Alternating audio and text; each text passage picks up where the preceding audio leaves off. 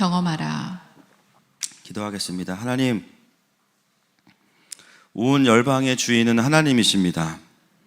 아무리 바벨론이 득세하고 또 하나님을 대적하는 많은 그룹들이 일어난다 할지라도 결국 이 세상은 주께로 말미암았고 주께로 돌아갈 것입니다. 주님은 처음과 나중이시오 알파와 오메가이십니다. 그 영원하신 주님을 바라보는 백성들이 승리하는 세상 되게 하시고 또 주님의 나라의 영광을 보고 달릴 수 있도록 오늘도 말씀하여 주옵소서. 예수님의 이름으로 기도합니다. 아멘. 네, 오늘 이제 사도행전 강의 60번째 시간입니다. 지난주까지 우리가 이제 계속 지금 여러분 매주 우리가 이 사도 바울과 함께 그렇죠? 재판정에 서고 있어요. 사도 바울은 가이사랴로 가서 벨릭스 총독 앞에 섭니다. 그리고 벨릭스 총독뿐만 아니라 대제사장들이 변호사를 고용해서 이름이 뭐라고요? 잘 둘러댄다고 해서 기억하시죠? 더둘로. 더둘로를 고용해서 말도 안 되는 이야기들로 사도 바울을 고발해요. 사도 바울은 계속 이 변론을 겪으면서 성장해가는 것을 보여줍니다. 그 안에서도. 그래서 지난주에 우리가 봤던 것은 뭐냐면 성령의 감동을 따라서 이전과 다르게 변호하는 사도 바울의 모습을 우리가 보았습니다. 그래서 이제 바울의 무죄가 드러나게 됐죠.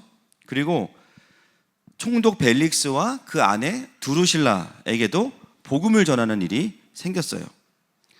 결국은 이제 사도 바울이 죄가 없기 때문에 벨릭스는 무죄를 선고해야 되지만 그렇게 하지 않고 유대인들의 눈치를 보고 또 사도 바울에게 돈을 좀 얻기 위해서 무려 2년 동안 사도 바울을 선고 유예를 하고 가두어 둡니다.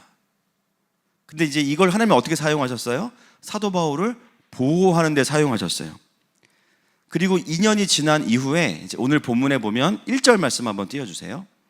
자, 그 다음 후임자가 누구냐? 같이 읽겠습니다. 시작. 베스도가 부임한 지 3일 후에 가이사라에서 예루살렘으로 올라가니. 네, 그 다음으로 후임으로 온 사람이 누구예요? 총독 베스도입니다. 이름의 뜻은 즐거움이에요. 벨릭스는 행복, 베스도는 즐거움. 근데 이 베스도는 이제 요세푸스의 역사의 기록에 따르면 벨릭스와는 다르게 굉장히 평판이 좋아요.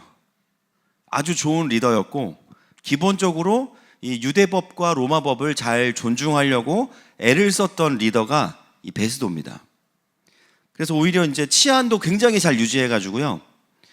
오히려 베스도는 너무 잘하려고 하다 보니까 안타깝게도 부임하고 2년 정도 있다가 과로사를 하게 됩니다. 베스도는. 그래서 이제 오늘 부임하고 사실 그가 이제 일했던 시간들은 길진 않아요. 오늘 초기에 이제 있었던 이야기들을 하게 되는데, 여러분 오늘 우리가 이 재판 마지막 4차 변론을 보면서 함께 보고 싶은 것은 뭐냐면 하나님은 어떻게 세상의 권세자들도 사용하셔서 하나님의 나라를 확장시켜 가시는가, 그것을 좀 함께 보려고 합니다.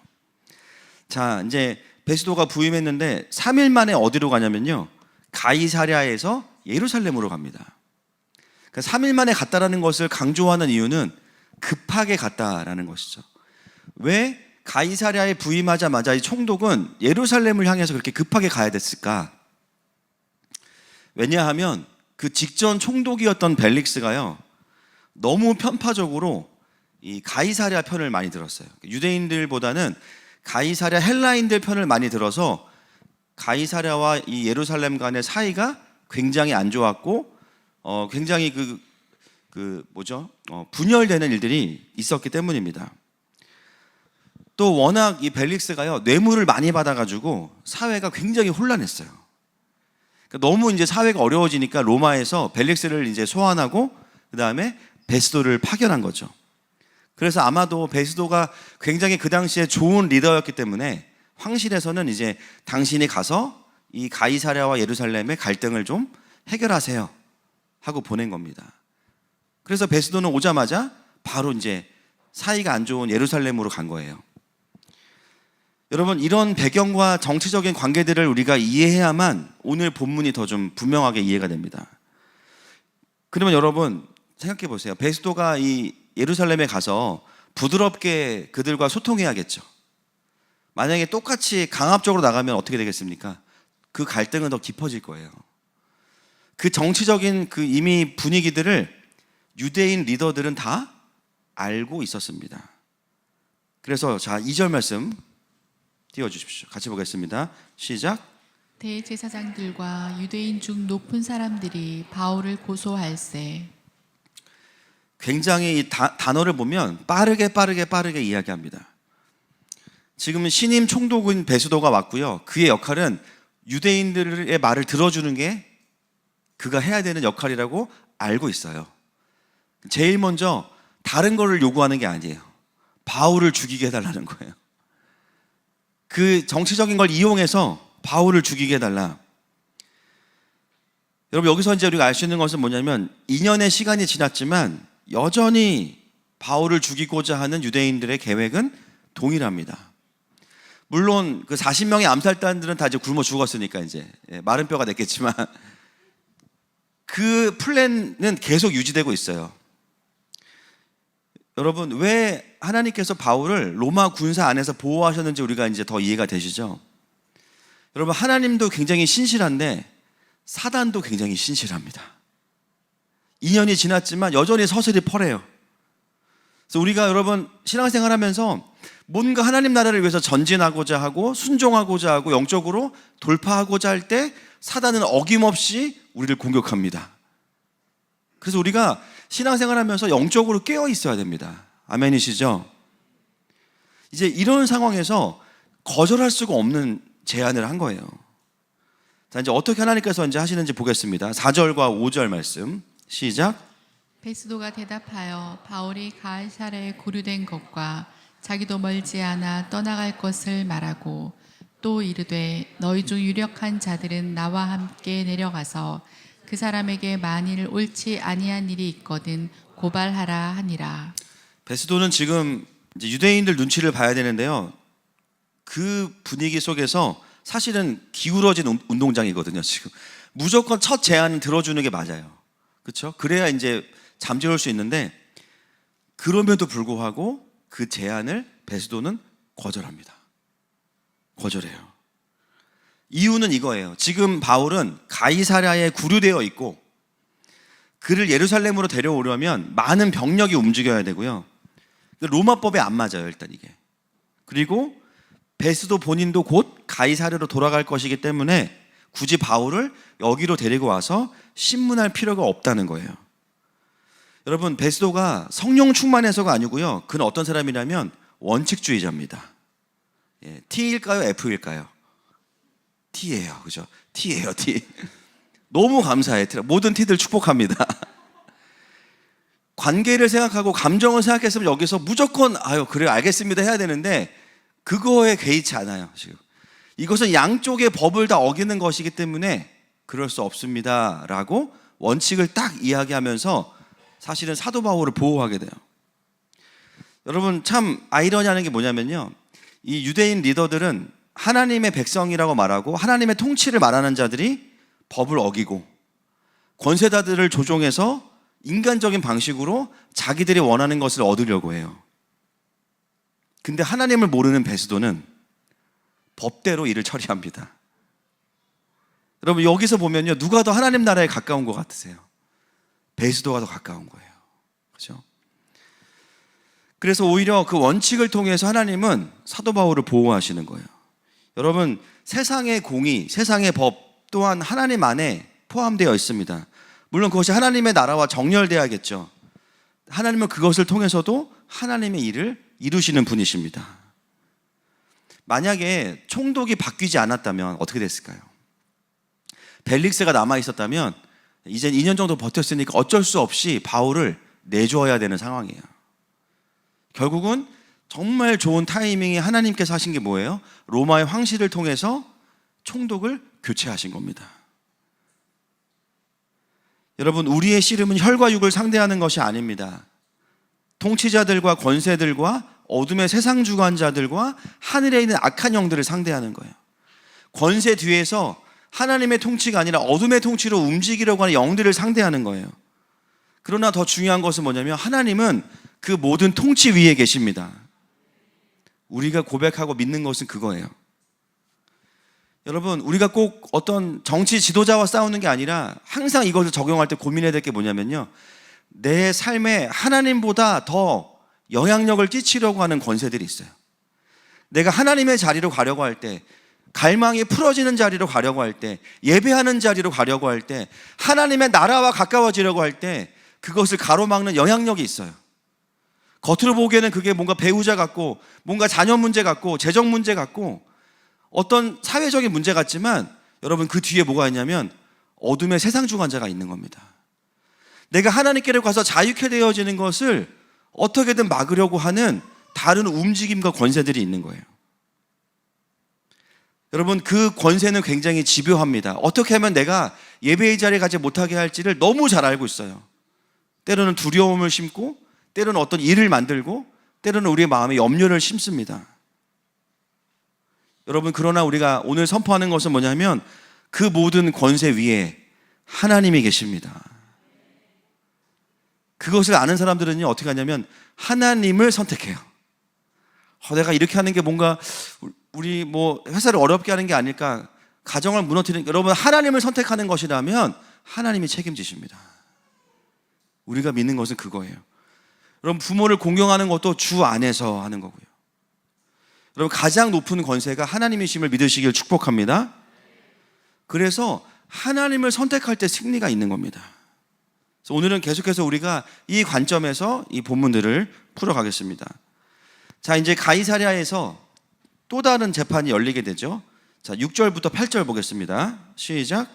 베스도가 그들 가운데서 8일 혹은 10일을 지낸 후 가이사랴로 내려가서 이튿날 재판자리에 앉고 바울을 데려오라 명하니, 그가 나오매 예루살렘에서 내려온 유대인들이 둘러서서 여러 가지 중대한 사건으로 고발하되 능히 증거를 대지 못한지라.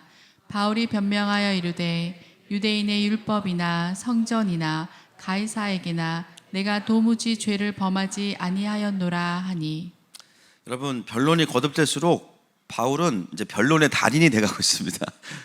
점점 말이 짧아지는데 점점 확실해져요. 그래서 오늘도 이 3절 말씀으로 자신의 무죄가 바로 입증됐어요. 더 이상은 이제 그게 핵심 쟁점이 아니에요. 그래서 이제 9절 말씀 보겠습니다. 9절 시작. 베스도가 유대인의 마음을 얻고자 하여 바울더러 묻되 내가 예루살렘에 올라가서 이 사건에 대하여 내 앞에서 신문을 받으려느냐. 그래도 베스도가요, 지혜로운 게 뭐냐면 한 번은 이거를 물어봐 주는 거예요. 유대인들의 그 화가 나 있으니까, 유대인들을 배려하는 차원에서.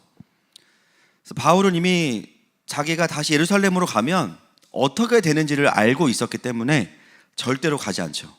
그래서 바울이 선택한 것은 뭐냐? 10절입니다. 시작. 바울이 이르되 내가 가이사의 재판자리 앞에 섰으니 마땅히 거기서 신문을 받을 것이라. 당신도 잘 아시는 바와 같이 내가 유대인들에게 불의를 행한 일이 없나이다.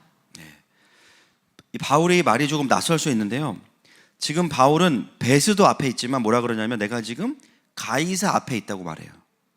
이게 무슨 뜻이냐면 그 당시 로마 시민들이 재판을 받는 궁극적인 권위는 가이사입니다. 그래서 그거를 대리해서 통치하는 사람들이 다 이제 분봉왕이나 총독이었죠. 그래서 나는 로마 시민이기 때문에 반드시 가이사 앞에 가서 이것을 나는 해결할 거야, 그렇게 이야기해요. 지난 2년 동안 바울은 주로 놀았죠. 그죠? 아마 게임 만렙 올라갔을 거예요.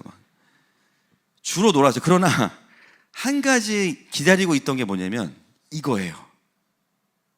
바울은 지금 구류되어 있기 때문에 이걸 가지고 해결하려고 하면 안 되고, 이 상황에서 하나님의 뜻이 무엇일까? 근데 계속 뭘 기억하냐면 내가 로마에 가야 되는 것이 부르심이다라는 큰 그림은 너무 확실해. 근데 어떻게 갈지는 몰라요. 근데 하나님이 분명히 사인을 주실 거고 어떤 일이 일어날지는 모른 채로 2년 동안 놀았습니다. 그런데 갑자기 유대인들이 총독이 바뀌면서 자기를 고소했어요. 그때 바울이 두려웠을까요? 기뻤을까요? 기뻤죠. 아, 이거구나.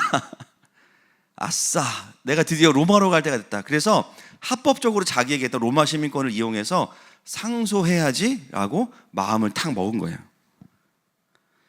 그 고소를 하나님의 사인으로 받은 거예요. 여러분, 사도 바울의 사역 초기에 보면 주로 만났던 사람들이 누구냐면요, 평민들을 만났어요, 주로. 근데 그가 재판에 연루되면서부터는 어떻게 됐냐? 평상시에 만날 수도 없어요. 그렇죠? 만날 수도 없는 높은 자들을 만나게 되고 총독과 왕들과 임금들을 만나게 돼요. 그러면서 놀라운 것은 뭐냐면 이 4번의 재판을 거치면서 바울은요, 처음에는 억울해서 분노했고, 그 다음에는 자신의 힘을 써서 모면했고, 그 다음에 성령의 감동을 따라서 승소했고, 4번째는 뭐냐면 그 공격을 이용해서 부르심의 자리로 도약을 합니다. 여러분, 하나님의 백성들에게 위기는 말 그대로 성장과 도약의 발판입니다. 아멘이십니까? 겉으로 보기에는 위기가 맞아요. 겉으로 보기에는 앞이 안 보이는 게 맞아요. 그런데 거기에 매몰되거나 눌릴 필요가 없어요. 왜냐하면요, 우리가 하나님 안에 있기 때문입니다.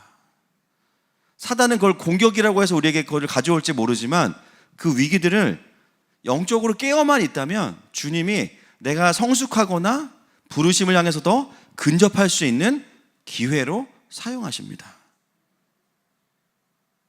중요한 건 뭐 영적으로 깨어 있어야 돼요. 그렇죠? 그러지 않으면 그 파도에 그냥 눌려버립니다. 그래서 어떻게 해요? 나에게 주셨던 하나님의 언약과 부르심에 이 상황들이 어떻게 하면 정렬될 수 있는가? 그 그림 가운데 기도하다가 분별되는 게 뭐냐면 이런 전략이 나오는 거예요. 지금 내가 어려운 것도 맞고 힘든 것도 맞는데 하나님의 언약은 동일해. 할렐루야.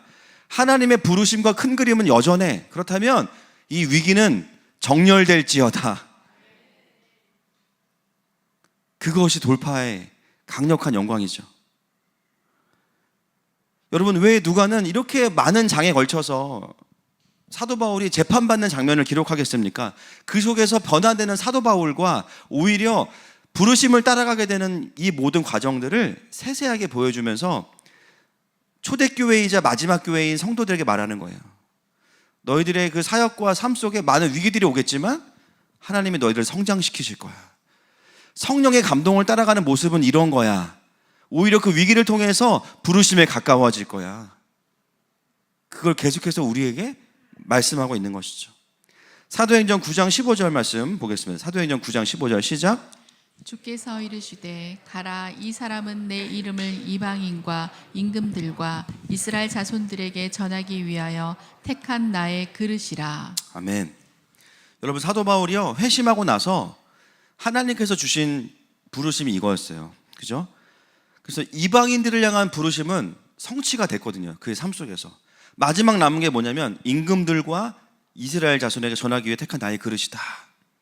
하나님의 선교의 전체 그림이죠. 임금들과 이스라엘 자손들까지 들어있으니까 마지막 때 다 들어있는 겁니다. 이 말씀의 성취가 바울의 지금 이 시간을 통해서 오히려 더 가까워지고 있다는 거예요. 여러분, 하나님의 백성들이 자신의 삶을 해석하려면 반드시 하나님의 언약과 그림을 가지고 와야 됩니다. 아멘이시죠? 상황을 분석한다고 해서 해석되는 게 아니라는 거예요. 나를 향한, 나의 인생을 향한, 이 세상을 향한 하나님의 그림을 놓고선 지금을 봐야만 이제 어떻게 이것들이 풀어질 것인지가 보인다는 거예요. 여러분, 우리의 삶에 힘들고 어려운 일들이 많습니다. 그러나 그게 표면적으로는 어렵지만 다 나쁜 것은 아니에요. 하나님은 전능하십니다. 그것을 사용하세요. 사용하시고 오히려 하나님의 나라를 이루는데 그것들을 확장하는 데 사용하신다는 거예요.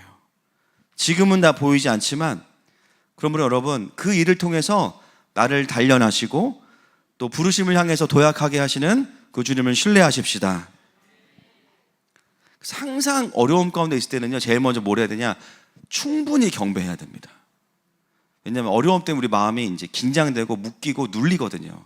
이건 어쩔 수 없는 거예요. 그래서 충분히 경배해서 내 영이 쫙 풀어진 상태에서 다시 하나님의 언약을 가지고 오면서 그 상황들을 바라보기 시작하면 이제 전지적 작가 시점으로 내 삶이 객관화되면서 지금 이런 상황이구나. 그래서 남의 일 보듯이 해야 돼. 남의 일 보듯이. 그래서 우리가 그렇게 해야 이 상황들을 이길 수 있는 이제 새로운 힘이 오는 것이죠. 그래서 고난의 파도가 올 때 막 어프어프 이렇게 매몰되지 마시고 서핑할 수 있는 저 여러분 되시기를 축복합니다. 여러분, 이 정말 사망 권세가 끊임없이 바울에게 오거든요. 지금 계속해서. 근데 바울은 이걸 어떻게 해요? 로마로 가는 길을 여는 기회로 사용하고 있는 거예요. 근데 여러분, 오늘 이 대화에 보면 이제 문제점이 있어요. 가장 큰 문제점이 뭐냐면, 해결되지 않는 지점이 뭐냐면요, 바울이 상소를 하려면, 여러분, 상소라는 게 뭐예요? 지방법원, 뭐 고등법원, 대법원 갈 때 이게 점점 올라갈 때 뭐가 필요하냐면, 이 문제가 해결이 안 돼서 억울해서 상소하는 거잖아요. 지금 바울은요, 계속 뭐냐면 무죄. 죄가 없으면 상소가 성립이 될 수가 없어요. 지금 바울은 안 되는 걸 하고 있는 거예요. 이거를 보고선 이거를 승인할 만한 명분이 없어요. 그 당시에 로마 법에 따르면 상소를 하려면 억울해야 되거나 아니면 그걸 컨펌할 수 있는 어떤 권력자가 그걸 컨펌해 주면 돼요. 여러분, 오늘 본문에 보면 25장 13절 말씀 보겠습니다. 이제 그 재판이 일단 마무리되고 나서 13절 시작. 수일 후에 아그리빠 왕과 버니게가 베스도에게 문안하러 가이사랴에 와서. 여러분, 갑자기 누가 와요? 아그리빠 왕이 갑자기 수일 후에 옵니다. 이거를 연결시켜 놨죠. 누가는 이 사건을. 누군가는 바울의 상소를 도장을 찍어주고 증인이 돼줘야 되거든요. 권력 있는 사람이.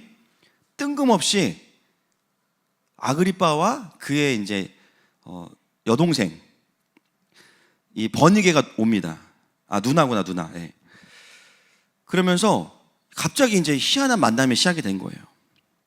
여러분, 오늘 아그리빠 왕이 등장하는 이유가 뭐겠습니까? 바울을 로마로 보내주기 위해서예요. 이게 이제 놀라운 거예요. 여러분, 여러분의 인생에서도요, 하나님께서 주신 만남의 축복이 있죠. 여러분, 만남의 축복이 뭐예요? 그 사람과의 만남이 하나님과의 만남으로 연결되면 그것은 축복된 만남이에요. 할렐루야. 그 사람과의 만남이 유흥으로 연결되면 그거는 안타까운 만남이에요. 그렇죠? 여러분, 우리 성도의 만남이 정말 하나님과의 만남으로 이어지기를 축복합니다. 그래서 우연한 만남을 통해서 오히려 더 하나님의 일하심을 보게 되는 일들이 많아요. 제가 항상 이런 만남을 이야기할 때 항상 먼저 떠오르는 게, 제가 몇 번 이야기한 적이 있는데, 제가 필리핀 단기 선교 처음 갔을 때, 전도사 때 그 선교사님이 저희 그 조를 다 필리핀 여러 도시에 다 떨어뜨려 놓고선 사명을 줬어요. 미션. 저는 뭐냐면, 저희 조는 이 필리핀에 있는 교회를 찾아가서 그 교회 목사님을 만나고 그 교회에 대해 조사를 해오라고 하면서 전혀 멀리 떨어져 있는 공원에 우리 6명인가를 그냥 떨어뜨려 놓고 갔어요. 저는 이제 첫 단기 선교니까 또 마음에 두려움이 있어가지고, 그러니까 이제 또 영적으로 이제 충만해지잖아요. 영적인 안테나가 막 와이파이가 막 10개가 되고 막, 그죠? 하나님 어떻게 합니까? 도와주십시오. 근데 하나님 주시는 감동이 뭐였냐면, 그 앞에서 너무 재밌게 배드민턴을 치는 필리핀 그 커플을 딱 보여주시면서 저 형제한테 가서 말을 걸라는 감동을 주신 거예요. 제가 이제 갔어요. 가서 이제 너무 황당하게, 뭐냐면 가서 이제 이 교회를 아냐고 물어봐야 되잖아요. 제가 너무 좀 황당하지만 이제 가서 이제 물어봤죠. Excuse me 하고 물어봤어요. 혹시 이 교회 아냐 그랬더니 이 형제가 깜짝 놀라는 거예요. 야, 내가 그 교회 드러머야. 이때 연습하러 갈 건데 같이 갈래? 그래 따라갔어요. 우리는 아무것도 모르고 따라갔는데 그 교회가 알고 보니까 엄청 큰 교회인 거예요. 체육관을 빌려가지고 예배하는 교회였고 아무나 못 들어가요. 거기도 비밀번호가 있어야 돼. 근데 이 형제 거기 들어오니까 어떤 외국에서 온 사람이 우연히 분당에서 누굴 만났는데 김성훈 전사를 만난 거예요. 그래서 여기 들어올 수 있게 된 거야. 그래서 밥도 얻어먹고 너무 저는 신기한 경험이었습니다. 여러분, 하나님은 하나님의 사람들의 만남을 통해서 일하십니다. 할렐루야. 근데 때로는 믿지 않는 자들, 권세자들도 하나님은 사용하세요. 오늘 아그리빠 왕과 버니게가 온 이유, 다른 게 아니었어요.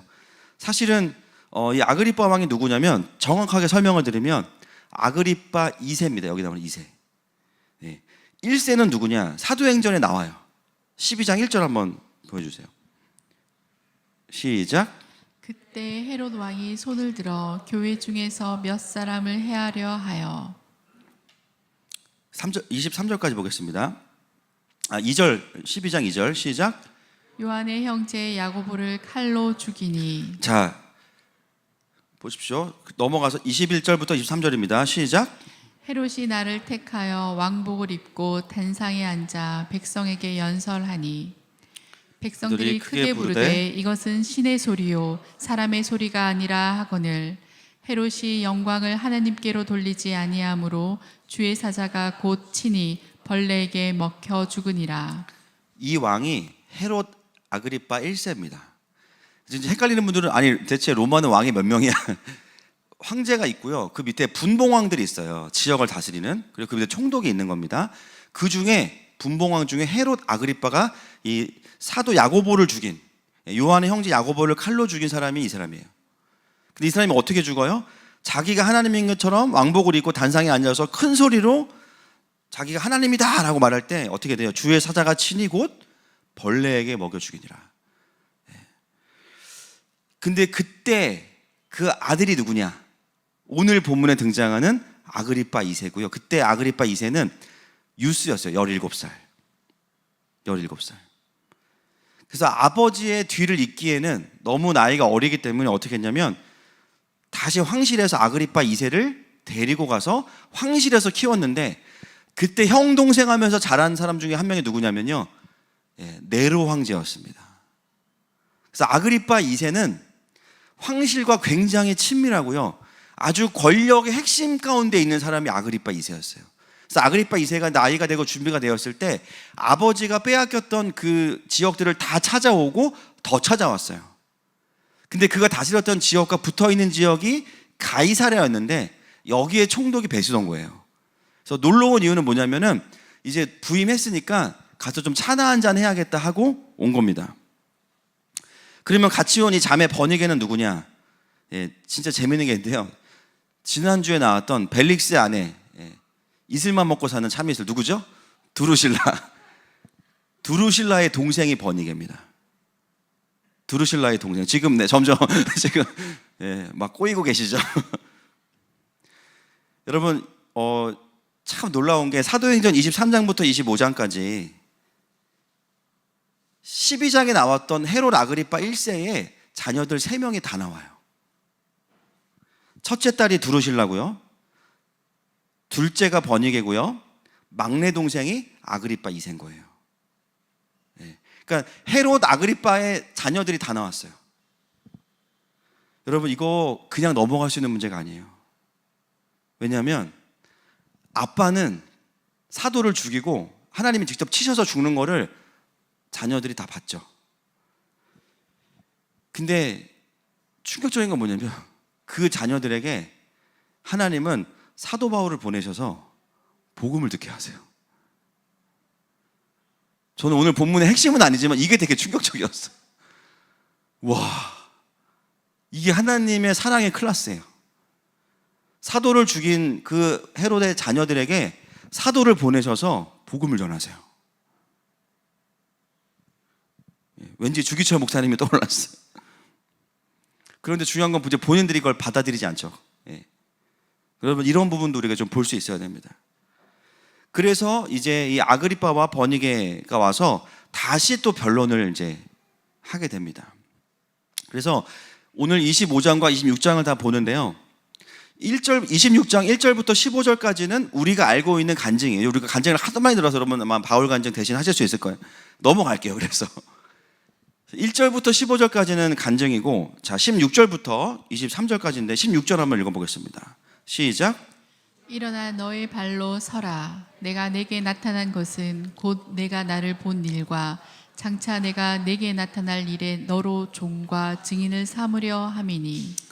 바울의 간증은, 바울의 그 변론은 갈수록 간증이 되고 선포가 되고 그리고 콜링이 되고 있어요. 자신의 간증을 하면서 사실은 점점 더 높은 권세들이 오는데 바울의 담대함도 더 커집니다. 여러분 생각해 보세요. 우리가 이 동네 뭐 통장님 만날 때랑 시장님 만날 때랑 대통령 만날 때랑 느낌이 다르잖아요. 그죠? 지금 뭐예요? 점점 더 높은 왕들이 오고 있는데 바울은 점점 더 담대해져요. 자신의 부르심이 뭐냐? 종과 증인이다 이렇게 이야기해요. 여러분 사도 바울은 제가 점점 더 확신하는 건 뭐냐면 마지막 때의 그림을 다 보고 뛰었습니다. 다 보고 뛰었어요. 종과 증인이 계시록에서 가장 중요한 교회의 정체성이거든요. 순교하는 종과 증인. 그래서 어느 시대에 태어났건 사실은 모든 성도들은 마지막 때의 그림을 가지고 하나님의 나라를 확장해가는 게 맞습니다. 아멘이십니까? 나는 중세시대 태어났으니까는 뭐 오지 않을 일이야. 그렇지 않다라는 거예요. 그래서 계시록을 처음부터 하나님은 성경 안에 넣어주신 겁니다. 자, 17절부터 23절까지 한번 보겠습니다. 26장 시작. 이스라엘과 이방인들에게서 내가 너를 구원하여 그들에게 보내어 그 눈을 뜨게 하여 어둠에서 빛으로 사탄의 권세에서 하나님께로 돌아오게 하고 죄사함과 나를 믿어 거룩하게 된 무리 가운데서 기업을 얻게 하리라 하더이다. 아그리빠 왕이여, 그러므로 하늘에서 보이신 것을 내가 거스르지 아니하고 먼저 다메섹과 예루살렘에 있는 사람과 유다 온 땅과 이방인들에게까지 회개하고 하나님께로 돌아와서 회개에 합당한 일을 하라 전함으로 유대인들이 성전에서 나를 잡아 죽이고자 하였으나 하나님의 도우심을 받아 내가 오늘까지 서서 높고 낮은 사람 앞에서 증언하는 것은 선지자들과 모세가 반드시 되리라고 말한 것밖에 없으니 곧 그리스도가 고난을 받으실 것과 죽은 자 가운데서 먼저 다시 살아나사 이스라엘과 이방인들에게 빛을 전하시리라 함이니이다 하니라. 아멘. 자신의 사명과 하나님 나라를 그냥 선포하고 있습니다. 여러분 여기까지 이제 바울이 막 풀어내니까요. 지금 누가 불안하냐면 베스도가 불안한 거예요. 이거 잘리게 생겼다. 그래서 중간에 끼어들어서 24절 말씀 시작. 바울이 이같이 변명하매 베스도가 크게 소리내어 이르되 바울아 내가 미쳤도다. 내 많은 학문이 너를 미치게 한다 하니. 중간에 이 설교를 끄는 거죠. 뭐라 그래요? 내 많은 학문이 너를 미치게 한다 하니. 이게 뭔지 우리는 알 수 없죠. 많은 학문이 없으니까. 그렇죠.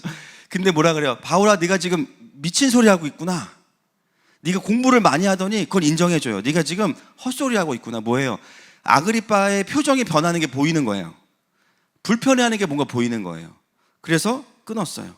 근데 바울이 어떻게 여기서 더 지릅니다. 25절 시작. 바울이 이르되 베스도 각하여 내가 미친 것이 아니요 참되고 온전한 말을 하나이다. 그러면서 이제는 베스도를 제쳐놓고 아예 아그리빠에게 더 이야기해요. 26절입니다. 시작. 왕께서는 이 일을 아시기로 내가 왕께 담대히 말하노니 이 일에 하나라도 아시지 못함이 없는 줄 믿나이다. 이 일은 한쪽 구석에서 행한 것이 아니니이다. 바울이 작정을 했습니다. 작정을 했어요. 그러면서 아그리빠 왕이 이것에 대해서 알고 있다고 이야기해요. 먼저는 이 아그리빠 왕이 갖고 있던 권한이 뭐냐면 대제사장을 임명할 수 있는 권한이 이 사람에게 있어요. 그리고 기독교에 대해서 예수님에 대해서도 알고 있어요. 그리고 가장 큰 경험이 뭐냐면 자신의 아버지였던 헤롯 아그리빠가 사도를 죽이고 나서 신이 그를 친 것을 자기가 목도했어요. 그의 인생에 가장 큰 어떻게 보면 충격적인 사건이 뭐냐? 자기 아빠. 그죠? 그 사건인 거예요. 여러분 그때 아그리빠 2세가 뭘 느꼈을까요? 첫 번째로는 신은 있다. 이거는 우연이 아니다. 그리고 그 신은 살아있다. 그분의 나라를 방해하는 어떤 것들에 대해서 그 신은 심판하는구나. 그걸 깨달았겠죠. 여러분 저는 사도 바울이 본인이 말하지만 성령께서 계속 사도 바울에게 그 틈을 보여주시는 것 같아요. 아그리빠 안에 있는 그 틈. 여러분 사단도 틈을 노려요. 어떤 틈을 노립니까? 정죄할 틈, 하나님을 불신할 틈을 노려요. 걱정할 틈을 노립니다. 그래서 그걸 벌려요. 어떻게든 공동체와의 틈을 노립니다. 그래서 믿음에서 떨어지게 해요. 근데 오늘 사도 바울도 틈을 보는데 그게 뭐냐면요, 복음 전하는 사람들은요 이 사람이 하나님을 인정할 틈을 봅니다. 그리고 당신이 말하는 모든 일이 다 우연인 건가요? 그러게요. 거 보세요. 하나님 계시지. 계신가? 계셔요. 그 틈을 보는 거 우리도. 여러분 지금 사도 바울은 아그리빠 안에 있는 그 하나님이 보여주시는 그 영적인 그 공간을 보면서 거기에 집중 포화를 하고 있는 거예요. 계속 복음을 전합니다. 여기서 바울이 더 몰아칩니다. 자, 28절 보겠습니다. 시작. 아그리빠가 바울에게 이르되 내가 적은 말로 나를 권하여 그리스도인이 되게 하려 하는도다. 바울이 이제 아그리빠가 이제 정말 부담스러우니까 어떻게 해요? 너 나를 전도하려고 하는구나 이렇게 이야기하는 거예요. 그러면서 자 바울 어떻게 하냐? 29절 보겠습니다. 시작. 바울이 이르되 말이 적으나 많으나 당신뿐만 아니라 오늘 내 말을 듣는 모든 사람도 다 이렇게 결박된 것 외에는 나와 같이 되기를 하나님께 원하나이다 하니라. 아멘. 거의 바울의 이 마지막 변론은 설교입니다. 거의 콜링이에요. 그렇죠? 그래서 이거는 거의 성령 충만한 설교이자 선포이죠. 여러분 이 법정의 분위기, 이 아그리빠 앞에서의 분위기가 어땠을까요? 저는 하나님의 임재가 있었다고 믿습니다. 하나님의 통치가 임했다고 믿습니다. 왜냐하면 하나님의 하나님 되심을 대놓고 선포하고 하나님의 그림과 계획을 막 말해버리는 거예요. 그리고 오히려 왕에게, 여러분 오히려 지금 바울이 더 을의 위치에 있는데 왕에게 당신이 나와 같이 됐으면 좋겠습니다 이렇게 이야기해요. 지금 이 상황에서도 사도 바울은 베스도보다 아그리빠보다 지금 하나님의 왕되심을 선포하면서 그 성령님의 인도하심을 따라가고 있는 겁니다. 여러분 우리의 삶에서도 보면 가정 안에서 회사 안에서 정말 이 사망 권세가 우리를 죽이려고 많이 묶어요. 근데 그것들을 반전시킬 때 보면 하나님께서 영적인 전쟁을 하는 선포자를 그 가정 안에 반드시 두세요. 가정이 너무 어려워, 영적으로 어려워요. 근데 그걸 딱 깨닫고 이 가정의 주인은 하나님이셔. 하나님의 하나님의심을 선포하는 그 한 사람이 있어요. 그 한 사람 때문에 하늘이 열리고 하나님의 통치가 임하는 겁니다. 그러면요 가정의 분위기가 바뀌어요. 뭔가 회사의 분위기가 바뀌고 내 삶의 분위기가 바뀌어요. 여러분 이제 수능이 얼마 안 남았어요. 우리 교회 수능 보는 친구들도 있는데 수능이 다가올수록 두려울 수도 있어요. 그렇죠? 저도 수능 볼 때 막 그런 악몽 꿔요. 막 밀려 쓰고 막 그런 거. 밀려 써서 답에 더 가까워질지어다. 아멘 안 해? 영준이 아멘 안 하니? 시험이 가까울수록 더 예배를 드려야 돼요. 내 인생은 수능에 달려있는 게 아니야. 하나님의 전능에 달려있지. 더 예배. 보니까 수요일도 와서 교회에서 공부하더라고. 너무 바람직한 모습이에요. 오히려 내 삶 가운데 사망 권세가 나를 죽이려고 달려들 때 더 하나님을 선포하는 것으로 싸워야 돼요. 여러분 사도 바울 보면요 이제 2판 4판입니다. 한번 겪고 났더니 이제 난 죽어도 상관없어. 어차피 난 로마로 갈 거야. 주님이 날 끌어당기니까. 죽으면 뭐 좋지 뭐 천국이니까. 이러면서 그냥 왕 앞에서 막 그냥 막 담대하게 나와 같이 되기를 바랍니다. 막 그러니까 아그리빠가 너무 부담스러운 거야 사도 바울이. 여러분 하나님 나라의 백성에게는 이런 한 방이 있어야 됩니다. 할렐루야. 이 한 방이 있어야 돼요. 그래야 내가 살고 가정이 살고 나라가 사는 거예요. 근데 이렇게 할 수 있는 사도 바울의 가장 강력한 믿음의 근거는 뭐냐면 모든 통치보다 뛰어나신 그리스도를 믿었기 때문입니다. 그 믿음이 있었기 때문에 가능했던 거예요. 여러분 아그리빠의 그 마음이 바뀌는 것을 본문이 기록하고 있어요. 자 31절 32절입니다. 26장 시작. 물러가 서로 말하되 이 사람은 사형이나 결박을 당할 만한 행위가 없다 하더라. 이에 아그리빠가 베스도에게 이르되 이 사람이 만일 가이사에게 상소하지 아니하였더라면 석방될 수 있을 뻔하였다 하니라. 여기서 중요한 단어가 뭐냐면 물러가예요. 물러가. 그 뭐냐면 영적인 강력한 파워 앞에서 자기가 뒤로 물러간 거예요. 여러분 이 결정을 보면요 죄가 없으면 승인해주면 안 되는 거거든요. 뭐라 그러냐면 로마로 가는 거는 이미 결정된 사항이야. 아그리빠가 가라 마라 하는 게 아니고요. 그걸 결정한 거는 바울이에요, 그냥.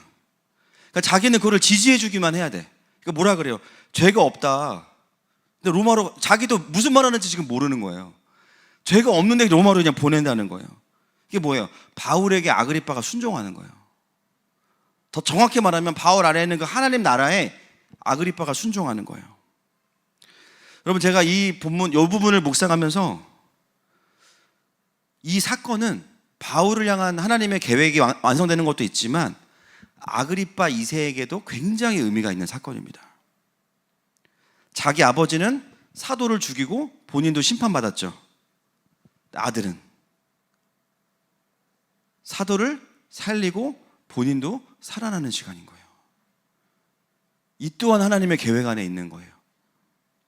여러분, 그 아빠가 사도를 죽이고 정말 누가 봐도 하나님이 치신 건데 그걸 보면서 아그리빠 2세가요, 일생일대에 그 신에 대한 분노를 가지고 살아가기에 너무 적합한 이유예요, 이거는.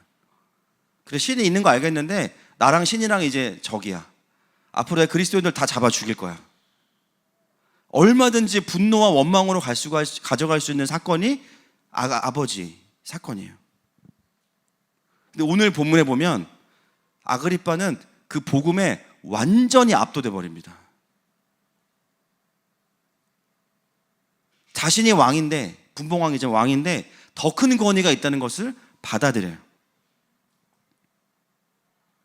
그래서 바울을 살려줄 뿐만 아니라 로마로 가는데 도움을 주게 되죠. 여러분, 이게 하나님께서 오늘 이 통치자들을 통해서 하신 하나님의 일입니다. 그래서 누가는 이거를 굉장히 세세하게 기록하고 일부러 해석해 주지 않고 기록해요.